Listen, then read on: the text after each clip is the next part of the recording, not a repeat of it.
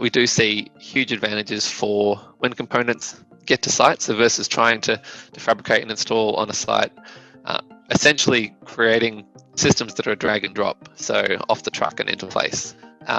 In the upper floors, you might see things like particle board and OSB. As you go beyond 3 or 4 stories, you might introduce stiffer solutions like plyboard, which can give you better diaphragm action versus the particle board solution. So thanks very much for the opportunity of having me along here. I think, like a lot of you on the webinar today, one of the silver linings of the whole COVID period has been the proliferation of some fantastic online learning opportunities and not having to drive into the city to access some of these things. So I've certainly appreciated them, and it's really great to be a part of it and to be able to present a topic that I'm really passionate about today. So I'm talking about the timber framing components for mid-rise that we can make off-site.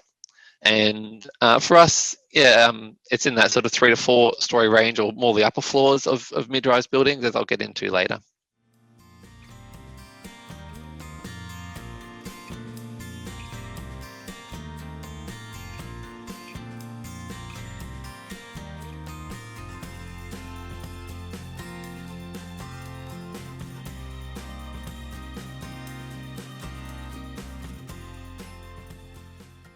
So why use off-site components versus site-built? So number one, safety.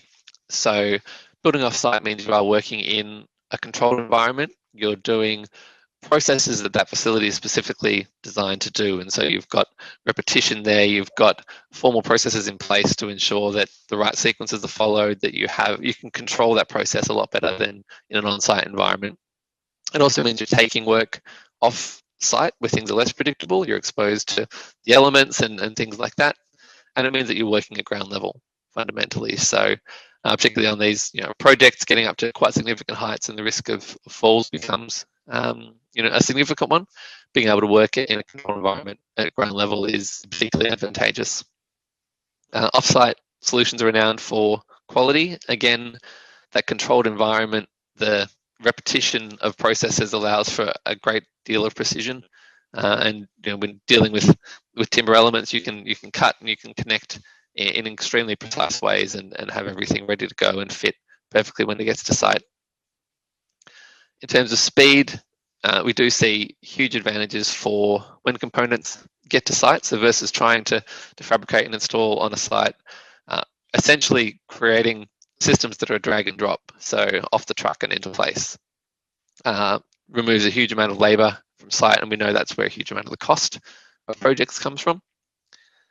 There are some compliance advantages to building off-site. So there's some really smart software that sits behind a lot of the solutions I'm going to be talking about today, and that software and the development that goes into it and the engineering sign-off that backs it actually absorbs a huge amount of the compliance responsibilities that we have on projects. And so you can really see, if you're a certifier coming in, it's very clear, very traceable back to the requirements of the NCC, the requirements of the Australian standards.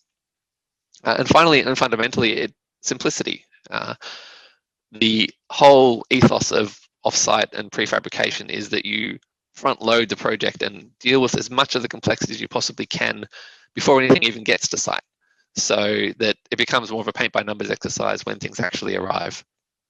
So you'll see as I go through some of the components today, and I'm explaining some of the considerations that go in, just how much work does go in to those early stages. And so by dealing with those problems before they happen, by working before you even manufacture anything, working with engineers and fabricators together to solve problems, we can really simplify things by the time that we get to the final build. So looking a bit more detail on the open web floor truss systems that are available, and this is one of the CPD questions relates to this. So basically 2 options. One is a full timber truss. Our version is called a long reach, and the second is a metal web truss, which is our Prida span. So the long reach trusses, the full timber trusses, they tend to be more robust. They're a more heavy duty solution. You can manufacture them in any depth, although usually between 200 and 600 mils. They are the premium solution in terms of performance and stiffness. So for heavy duty applications, big loads, challenging dynamic situations, the full timber solution tends to be the preferable one. You can include things like set downs for bathroom areas, and you can achieve some fairly significant spans up to 7.4 meters with these.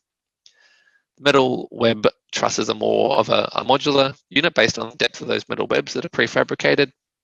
So they come in set heights. They're a really lightweight solution, very economical with the way they use the combination of steel and timber. Again, you can include set downs and all those features that you need for different parts of the building. Though the spans are slightly shorter because it's not as robust a solution or as strong a solution as the full timber trusses.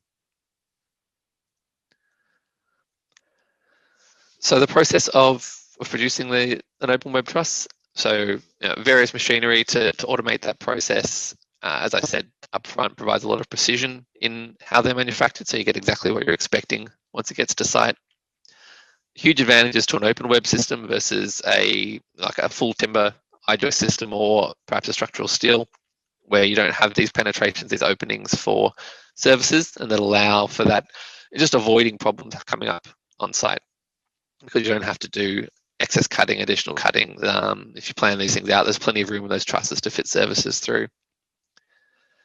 Various options for how you detail the ends, like I mentioned, to get the structural requirements and the connections. You can deal with loads being applied at various points on these, so you can manage structures where you've got offsets and cantilevers from upper levels down to lower levels. And as I mentioned, it's easy to plan in and detail set downs in these trusses to suit shower areas and bathrooms or balconies. In terms of flooring options, you've got a range to suit the applications that you need. So in the upper floors, you might see things like particle board and OSB. As you go beyond 3 or 4 stories, you might introduce stiffer solutions like plyboard, which can give you better diaphragm action versus the particle board solution. And then there are obviously other options available depending on what you need that floor to do, whether you need extra acoustic protection, whether you need additional dampening because of the dynamic effects. And it doesn't have to be a wood, the timber solution either. So cement toppings and things are also available. Ceilings, similar requirements, and it really depends on what the architectural needs are for ceiling heights and for finishes. So once again, you've got that flexibility of the open web system that you can mix and match a lot of different materials, and really it's all about making sure the requirements are understood up front. And so you're setting the project up for success in the yard and even before you fabricate by understanding the architect's intent, understanding what you need the performance requirements of the ceiling system, and so that what you fabricate meets those specifications exactly and is easy to install once it gets out to site, and including integration with services and things like that. So final note on floor systems and how it can improve floor dynamics. If possible, you can go to a deeper truss depth, but obviously that's not a decision that you'd want to be making late in the project. That's going to be a rude shock for an architect if you try and have that conversation by the time it gets to fabrication. So there are obviously trade-offs there, and you're increasing your floor depth and reducing ceiling heights. So you can do modifications within the truss envelope itself, so larger sections in the top and bottom chords, higher grades to improve their stiffness. You can add additional timber strongbacks that run perpendicular to the trusses. So they have an effect up to a point, but they can only do so much. You might need to look at the way that the building is structured and where you have spaces or supports in the building, and maybe if you rejig the layout of the floor trusses, run them in a different direction, you might find that the dynamic performance is actually improved with an alternative configuration. And if possible, if you have load-bearing walls available, extending the span or changing the way that you're breaking up the floor so that you've got continuous spans on the trusses can make a significant difference and give you a much stiffer feeling to the floor. So all of that said, there is only so much that you can do to the truss itself. And like that example we saw, it actually, in some cases, it doesn't matter what you do to the truss, it's the supports that are the critical thing. So you really do need to look at the entire system, follow that load all the way through, understand how the system is going to perform. And once again, it just points to that need to really engage. Yes, these systems are incredibly beneficial. They offer a great deal of benefit to projects in terms of that safety and speed and simplicity. But make sure you get the right advice up front and work with a fabricator that knows what they're doing and has access to that engineering support as well. So a little bit on wall systems. So prefabricated is generally the way to go, especially for these projects where you're sort of going up multiple stories and working at heights. They're typically a 90mm wide timber frame. In this example here, this is just an open frame where you'd actually complete the cladding and the final finishing on site, which is a level of prefabrication, but it's not the full package. And so there is additional time involved with using a system like this, where you do need to do quite a bit of site labour to complete the system. We can increase the amount of prefabrication by going to a more panelized system, and we are seeing this type of system gain a lot more traction, particularly in the higher multi-res projects. So in these situations, you are actually completing more of the work in the factory. So sheathing and cladding the walls, installing doors and windows. And so once it gets to site, it's literally a drop and you're done. There's no more need to do any external work on the finishings or coverings.